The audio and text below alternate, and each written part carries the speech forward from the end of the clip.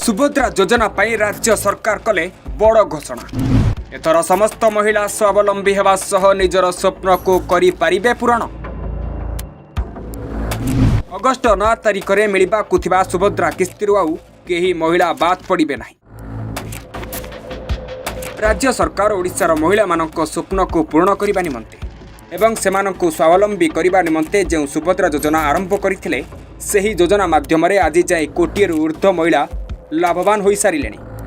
सेही महिला मानकु गोटे वर्ष भितर 2 थर करी पाखापाखि 10,000 टंका मिल सारी बेले सुभद्रार तृतीय किस्ती टंका आसंता अगस्ट 9 तारिख रक्षाबंधन में मिलवाकू जाउछि बोली उपमुख्यमंत्री प्रभाती परिडा सूचना दैछन्ति।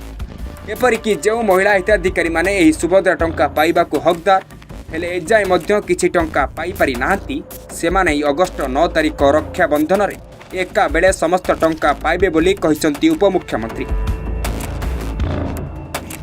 तेबे विशेष सूत्ररू जहा जना पड़िछि अगस्ट 9 तारिख पर सुभद्रा पोर्टाल खोलिबा पई जाउथिबा बेले उपमुख्यमंत्री आहुरी मध्यरे कहिसन्ति जे जेउ युवती किंबा महिला मानकू एबे 21 वर्ष है सेमाने सुभद्रा योजना पाई आवेदन करि परिबे सेमानंकु सुभद्रा योजना रे शामिल करा जिवो एवं जो महिला मानकू 60 वर्ष होई गलानी सेमानंकु एही सुभद्रा योजना रू बाद दिया जाय एसएसईपीडी रे जोड़ा जिवो सेही महिला माने वार्धक्य भत्ता पाई योग्य विवेचित हेबे।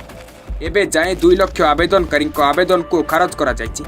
जो हिताधिकारी आगरू सुभद्रा किस्ती टंका पाइछन्ति सेमानंक मध्यरू बहुत महिला राज्य सरकार तरफ सेमानंकु भेटी सर्वे करा जायथिला।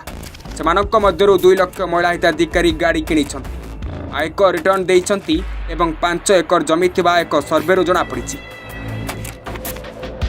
तेबे आसंता अगस्ट 9 तारिख में जो माने आगरू सुभद्रार 2टी किस्ती टंका पाई सारिछन्ति सेमाने तांकर तृतीय किस्ती टंका एवं जो माने बिल्कुल भी सुभद्रा टंका पाई नांती सेमानंकु सर्वे करा जाई जदि सेही महिला आवेदनकारी माने योग्य हिताधिकारी भाव में विवेचित हुअन्ति तेबे सेमानंकु एका संगरे समस्त टंका प्रदान कराजिवो जहाँ ओडिशा सरकार पक्षरु महिला मानक पई बहुत एक बड़ खुशी खबर। Bureau report today news live.